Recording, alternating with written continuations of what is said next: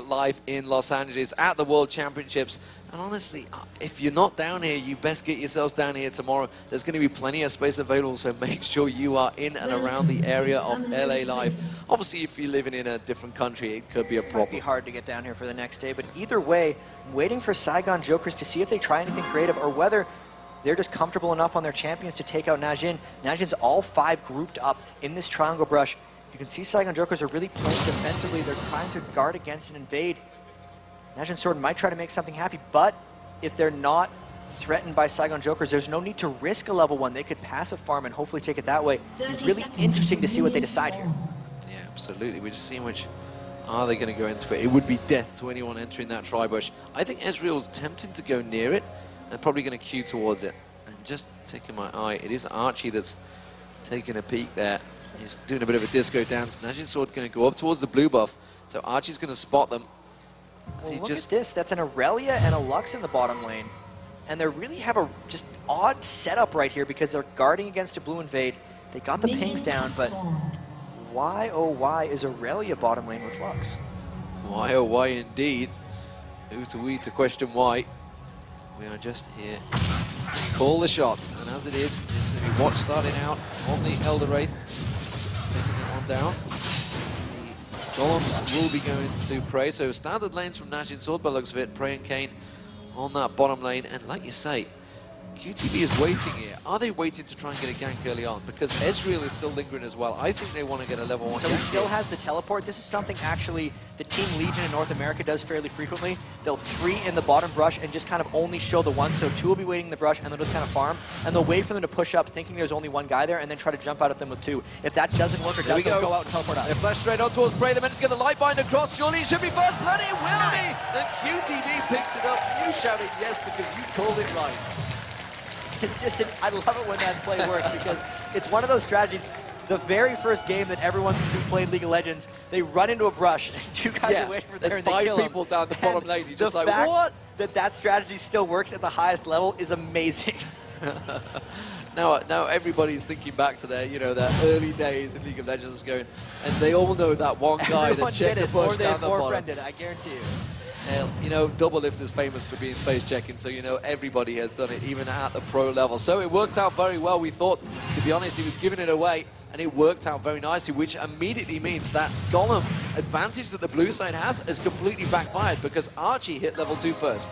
And the interesting thing about all of that is QTB didn't actually teleport back up to the top lane. He decided to walk, which means he missed a fair number of minions, and Macnoon has an immediate experience advantage on the QTV. QTV got the kill, so he has the first blood gold, but even then Macnoon might still be able to bully him out of that. So early gold advantage obviously towards Saigon Jokers.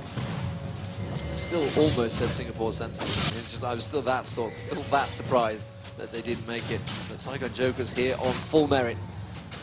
They are representing the whole of Vietnam here.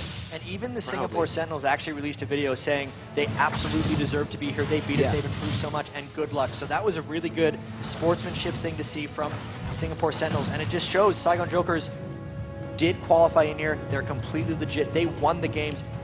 They deserve to be a little bit respected, especially with that first blood. Yeah, and with all calls to the honor system, Singapore Sentinels definitely singing the praises for that one. Tribush Ward will spot Violet. He's going to try and make his way down that bottom lane. As it stands. Take us through the lanes, Jan. I mean, we talked about this top lane to start with. QTB getting dived on the turret a little bit by Macnoon, taking a little bit of damage. He's got a massive creep wave he needs to fend off here. Meanwhile, down the bottom here, and seeing Archie trying to go aggressive on Prey. Can he finish him off? Archie actually taking a tower hit. Surely will finish him off. He does get the kill, but he went down on the back of it. Kayn managed to return the kill. He may even be able to get the kill on towards Lux there, just forces him away. All aggression in that bottom lane, so let's try to get into middle lane. Nick's Water actually getting caught out here by Watch. Watch wanted to prove to the world that he is the best, well, honestly, the best Skarner player in the world. Well, you got to go against Diamond Prox to prove that one because he plays a pretty mean Skarner himself. Looking into the top lane here while we have a second, the Aurelia versus the Jace matchup. Macnoon thinks Jace can beat everything in top lane. That's why he first picked it, and he's very comfy on it. Thus far, with that experience advantage, he's going to look to just keep pressed, counter gank potentially from Skarner here if he sees Violet, and they could maybe get something here going on.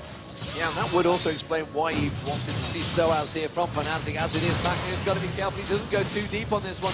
Violet is there, but Watch is helping out red buff though, Macnoon continuing to get that damage down onto him.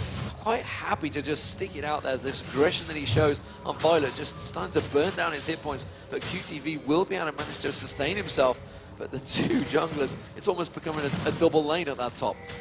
And in that top lane, Macnoon is going to be a bully to QTV. QTV needs to wait until he's got a lot of levels before he can actually duel Macnoon or just try to run him out of mana. Since they're both low, that's going to be a tricky lane. Going into the mid lane, we have the Karthus versus the Ryze. This is going to be all about setup for the ganks right here. If he lands that Dark Binding, oh, we have something. Never mind, we don't have something going down bottom. Song is going to try to not get shoved by Karthus. Nixwater, as Karthus, usually outfarms everyone. So far, 7 minions up onto Ryze. It's really all about whether they can turn ganks around for Ryze onto Karthus. Looking in the bottom lane, this lane is just about all up aggression and brawling because the Lux and Ezreal are in it to fight and they have no sustain. So every time they go in for a trade, every time they go in for a light binding, there's a potential for someone to die. So really the bottom lane, as you've seen already, is most likely going to have the most action. Yeah, and actually I noticed that, I think it was Kayn or Prey, I think it was down the bottom there, was Kayn was staying a long way away from the experience. Prey is just farming it up because he had fell behind. Kayn, you can see, he's actually a level advantage over Prey at the moment, and he was just staying out of it, letting all the experience go to Kayn. The top lane now, QTV, Macnoon just finished him off there. He just stuck around longer and eventually just got chipped away at. Macnoon actually putting 0 points in his W thus far. Everything going in to his E and his Q, so all his main damaging burst spells are getting as much ramp as possible. He didn't even level up his ultimate come level 6, which is why QTV got surprised by that burst damage, because most Jaces are not going to have that skill set up come level 6. And as it is, Archie and Judy down that bottom lane, they've been poked pretty heavily. I think they're going to have to back away from this one because Kayn and Prey definitely working them over slowly but surely. And you can see the health pots being burnt through. Archie now completely out of health pots. Again, that shield from Junie just trying to cover him off there. He has gone for the double door and is trying his best to keep that sustain on, but Prey slowly but surely is going to dive in towards it. Junie will get taken down. That's going to be the QTV teleported in there. Are they going to be able to finish off Prey? The crescendo goes across. It will be enough. Can they get on towards Kayn though? QTV just needs to go one dash. Blocked off by the minions. That's too much to tower dive. Oh, now Watch is going to rejoin it. He has got his ultimate available, but he's not going to go for it and just backs away. He didn't quite have enough mana to combo on the things there with Watch. He would have been able to flash ult someone, but then he wouldn't have been able to follow it up, and he was worried he was going to die to QTV. Didn't want to actually pull someone in to his Sona. Other than that, lots of pings going down. Song getting caught out by a ward. So much aggression going down in that bottom lane, and QTV camping. They don't expect him to still be there, but Song coming down as well. They have to fall back. QTV out of position. Out of position, he does dive onto a Song now. Archie seems to be the target, but because QTV won onto the Song there, they should be able to pick it up. A brilliant taunt there coming out from Violet. Turns it into a double kill. Absolutely spectacular stuff. And Saigon Jokers keeping themselves in this one, 5-4 up. The top turret will go down though. Macnoon opening up the exchange and taking the first turret of the game. Macnoon is crushing Aurelia in the top lane, but because of that, QTV realized he's not able to lane against Jace, and he's trying to make things happen elsewhere. All that action in the bottom lane has given them the kill advantage. It's really just a matter of they have to find a way to deal with Macnoon. Macnoon went the Brutalizer. They're going to have to focus him in team fights and try to kill him out early. But overall, 9 minutes into the game, Saigon Jokers doing an amazing job showing Najin's sword that they're not to be taken for granted. Absolutely, as it is at the moment, this bottom lane continuing to push on. So Prey returning back, and he's gone. Jace now gone with a Brutalizer in that top lane. He wants to really absolutely knock 7 bells out of him. Looks like FaZe is going to get built up. Kayn's getting caught out again here. Archie's going to dive on towards him. There's the Shen ultimate coming down, and he's going to immediately taunt him out there. Can they finish off towards Prey here? Violet went looking for it. Macnoon joins the party though. He comes down. Can they get on towards Archie? Yes, they can. Macnoon gets one. Can they get a second? They're trying to get towards Judy. Lifeline just keeping them away there. I feel that Macnoon wants to punish this one. Judy realizes it, tries to take down the minions, tries to force them away here, and they realize they're in danger of being dived on the turret. And this is actually really quite exceptional by Macnoon. 4 points into Q, 4 points into E. He has not put a point into W or R yet this game, so he's trying to maximize his QE damage. This is something I've not seen Jaces do. Maybe it's my ignorance, or maybe it's just Macnoon doing something crazy, because it is working out amazingly well for them so far. Absolutely, you can see Prey just going to continue driving home on that turret. He is going to take it down. I was about to say that's very un-Korean of him. The Koreans very much take that advantage. Once they see that turret, they will take it down very quickly. So QTV now starting to farm his way back up in that top lane. He has been involved, but Macnoon, 66 CS to 50 CS, 2-0-0, proving why he's a danger man. It's really going to be about McNoon roaming around now and taking down turrets. He took the turret top by himself really easily. The instant he goes bottom, he gets kills and takes another turret. He's probably going to farm up here top very briefly, then maybe try to force him in and get the third. Najin Sword loves to keep on the pressure. This is going to be very interesting how McNoon transitions the rest. All of his skill points going into Shock Blast and Acceleration Gate, those EQs are going to truck down Saigon Jokers if they get into any kind of siege situation. Absolutely, we've just seen Judy marking up the territory, as it were, down by the Dragon. Meanwhile, McNoon continues just to farm up on this top lane. He's really caused himself a problem. Where's he heading? You've just got to keep your eye on McNoon. Once he starts heading somewhere, it generally means there's going to be a kill that will follow. Looks like he's going to go heading in towards the middle here. That's once Caliper sneaks water.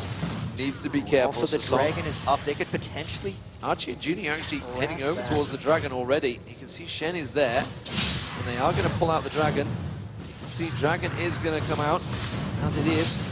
Aren't Najin Sword aware of this? And they don't seem to be, or are they even going to bother going for it? It looks like Saigon Jokers are just going to pick this one up without any problems. There it is, free Dragon, thank you very much. Can they stop Najin Sword taking down the turret? That's the question. The Ezreal ultimate comes across. They're going to have to tank it up there. You can see Watch just off to the side there, and that's going to be an immediate engage. QTV going in, getting dropped into the crescendo, hitting the entire team, taking them down. Saigon Jokers dropping left and right. Archie needs to be careful. Violet being the next target. Violet getting dropped by McNoon again. Another double kill for McNoon. Now he is 4-0 and absolutely dominating here. Saigon Jokers weren't quite sure of that one. They came in for the fight, but Najin Sword were ready and waiting. Najin Sword was daring them to fight there. They may or may not have known the Dragon, but with how far up they were pushed into that tower, they were just waiting for Saigon Jokers to come fight them. And boy, were they ready. The crescendo really winning them that fight, setting up everything else, and they could potentially take a second turret off that exchange. Absolutely, they're going to go straight into the second inner turret. Archie can do nothing but watch. He is helpless. Just spectate this one, just like the rest of us here in the crowd. We just have to watch that turret going down, and Najin Sword turning that one small advantage of losing the Dragon and fighting and just turning it into such a massive advantage, taking 2 turrets off the back of it. And with all that, they're all going back whole heaps of gold on a lot of them. McNoon, 1,900 gold, he's going to turn that in to a BF sword, so he's going to be absolutely crushing with those EQ combos, because that's all he's put points into at level 10. He's maxed his acceleration gate, he's maxed his shock blast, and it's just a huge, unreal amount of burst damage that comes down into Jace at level 10 already. How is Saigon Jokers going to deal with that? 4 turrets to 0 down already. Total aggression coming out from Najin. Yeah, so watch here. 8-6 up the kills, 21k to 17.2, so gold advantage clearly coming from those turrets that Najin Sword have just been taking down left, right and centre. All the outer turrets currently down, the one inner turret down. Najin Sword definitely with map control. Just going to drive things home and see if they can pick anyone off there. McNoon. And it's like you said about the acceleration gate, you know, he's just picking people off left and right with that thing.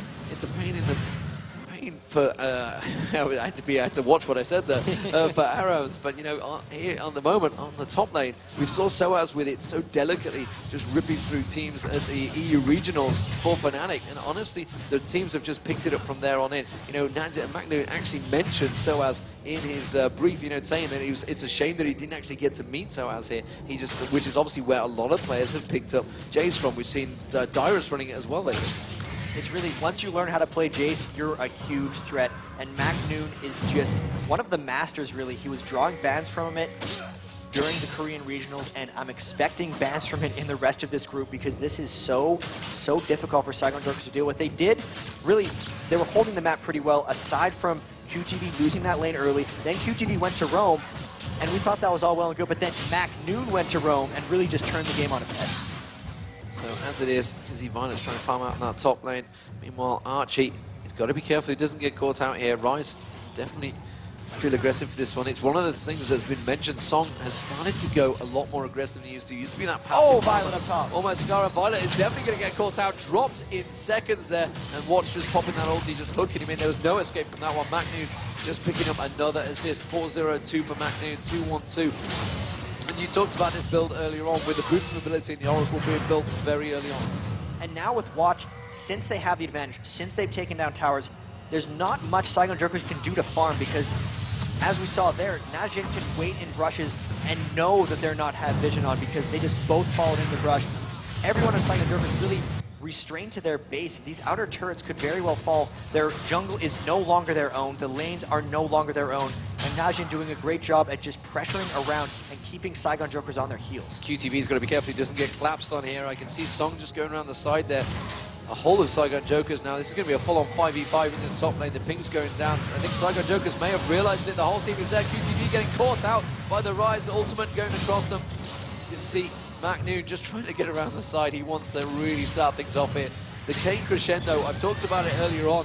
It seems to be the big thing that starts off the team fights. Once that crescendo hits across, and he seems to land it across a minimum of 3 players every time. They're going to tank up against the turret here. You can see they really want to start to fight, but instead they're like, oh, are we going to have to take this turret down? Okay, fine. We wanted a fight, really. Saigon Jokers got very heavily poked down there. The Rise ultimate actually did a substantial amount of damage, and then Archie got hit pretty hard by a shot blast from Macnoon.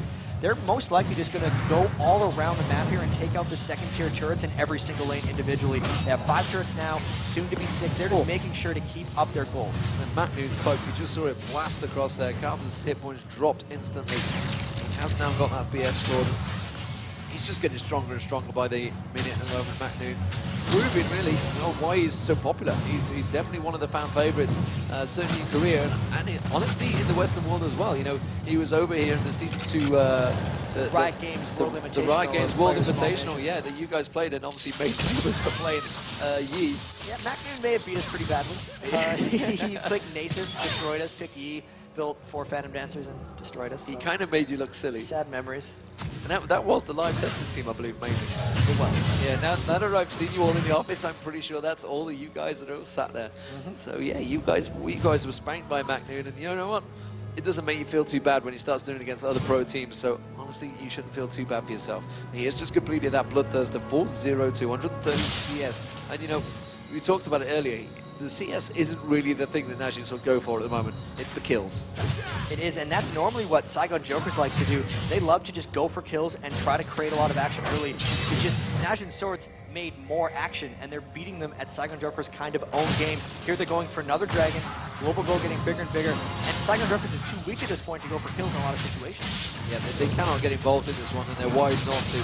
They're just going to sit back and farm. They're in that dangerous situation where they're group farming. So really the experience, the gold has been spread too thinly. And Archie's got to be very careful he doesn't get caught out of position. And here is a 3-man gang squad coming from Saigon Jokers. You can see they've used the gate, and Archie was well ready for it, but Watch managed to hook straight in, and that is a very dead Archie. And Watch ended up picking the kill. They weren't really that bothered. And now Prey actually picking up Judy, trying to 1v3 them here and have to back away from that one. He has got the help coming out. Song's going to come around the side. Violet's got to be careful he doesn't get caught out. Here comes Song. He's going to try and get involved. Nix Water could easily get caught out. The wall of the pain diving out towards Song. Could it be a bait? QTV going to be the target. They're just turning around. Looks, he's trying to get forced back. QTV's going to get away. The Ignite is running. Song is still there. The flash from Kane. Flash crescendo from Kane going full on aggression. The rest of his team were not with him. But Macnoon from downtown slams it home. And that's going to be the Karthus ulti doing nothing to stop them. And Najin's sword will take the first inhibitor phase. Oh, Song got caught by Archie Desperate ultimate just as he's about to exit. And that's going to be careful. Long-range skill shots galore, and that is a big play overall for Najin's sword. Nothing is slowing down Macnoon, and that boost of mobility Skarner comboed with the gate from Jace was an unreal amount of speed. Archie had no way of escape at the very start of that huge long engagement. It was a very long engagement. I wasn't too sure whether Kane had gone a little bit too deep, but I forgot Macnoon was in the team. And then he just came back and supported him. It's all good. I love to see those flash crescendos. It's something I'm used to seeing Melisan used to do, and sadly is no longer playing for Fnatic. Has obviously stopped playing League of Legends, but he used to do that quite regularly. We saw it at IEM New York where they went unstoppable. And, you know, it's one of those things you don't see. I mean, obviously we see Gosu Pepper going very aggressive on Sona, but we don't tend to see the flash crescendos coming out, the full-on aggression from those support. And, you know, that just shows, that backs up the theory that the whole team is an aggressive beast. Everyone on Najin's sword just goes. You don't see them sitting back. The last game you and I did was the CLG.EU, just the last one. CLG.EU is patient. Yeah. Najin's sword's not patient. Najin's sword goes. They take every small opportunity and just pounce on it. They execute, and they are all out aggressive, and it catches a lot of teams. They never have a time to think. They don't have a plan, time to get a counterattack ready, because they just get hit again and again and can never stand back up. which goes to show, you know, how strong CLG.EU were to beat Najin Sword 3-1 in that semi-finals of the OGN Summer Championships. You know, how they countered it, well, we will soon find out, because they'll be playing each other in the next 2 games.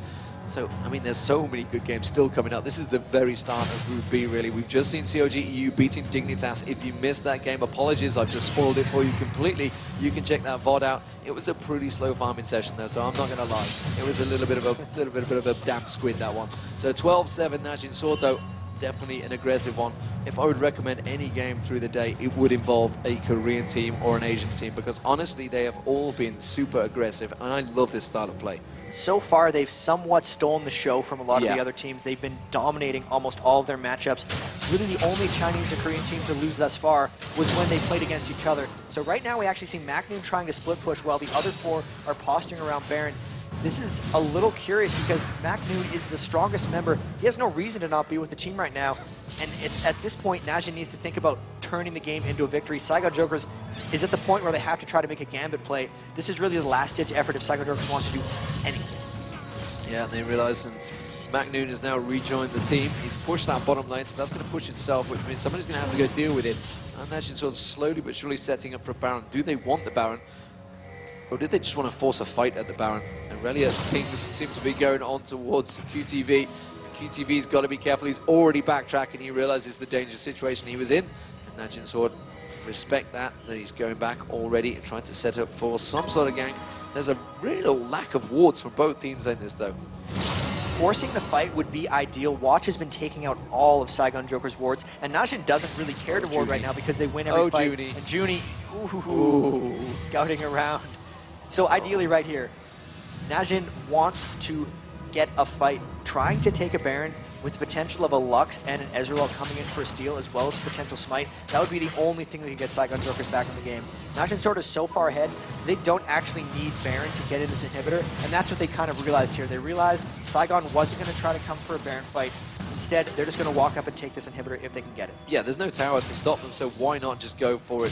MacNoon actually opening up on the bush there, just to take a little check there. He's just going to get a little bit of poke on towards that inhibitor. The question is, can they catch Saigon Jokers out? I'm expecting to see maybe a flash engage here from Song, or maybe even Kane, something to that extent. They are slowly but surely poking him out here. All the pain hitting the team, but again, Prey not really that bothered. Nixwater getting dropped down a little bit there.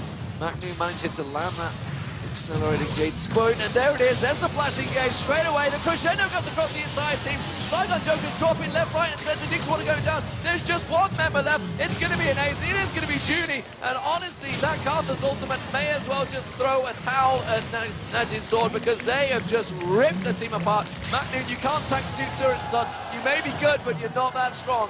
And that may be put a little bit of damper on the back of it. He did the same thing in the final game against CLG.EU. They won an ace, and he just ran straight into the Nexus turret on Jace. Only death of the game for MacNoon. That's almost his victory celebration. There is a surrender. Matches. And there is a surrender. GG to Najin Sword. Amazing job. Amazing, amazing job. Those flash engages, very strong. And Najin Sword looked very happy with that one. MacNoon giving the 2-man arm salute there. Not to be confused with the finger salute, which looks like we are getting from the team, so really happy with that one. I tell you what, I'm so impressed with the Korean teams right now. They have turned up at this tournament. You know, we talked about, you know, how nervous they may be coming into this one. They have shown no sign of nerves at all. You watch Najin Sword play in these team fights, and they're just faster than some of the games we're used to. The things happen in a quicker fashion. The fight starts and it's over before you even realize it. They just so much execution, and Najin Sword is the best example of that. Okay, so let's just check out the scorecards from that game, and honestly, you know, actually we won't check out the scorecards. I'll ignore that, so it's all good. I was ignoring it anyway, so that's okay. Fine. But I mean, honestly, we can look at it. We've got the MacNoon there, 7-1-6, double bloodthirster. That's aggression. He's going for the EQ combos, right? There is an amazingly large AD ratio on that Shock Blast once you throw through the acceleration gate, and there just wasn't the defenses. They didn't have the time to farm up. He was just blowing through them. In those team fights, they had way too much AoE, and it's just the speed at which they team fight and the coordination of everyone going. There's absolutely no hesitation with what they do, and that's one of the big differences between them and the rest. And that